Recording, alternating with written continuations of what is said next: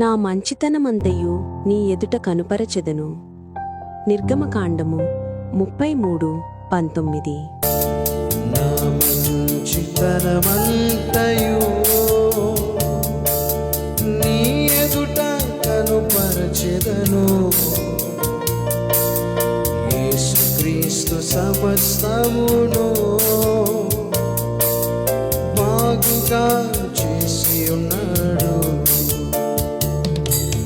నీ యందు భయభక్తులు కలవారి నిమిత్తము నీవు దాచి ఉంచిన మేలు ఎంతో గొప్పది. నీ యందు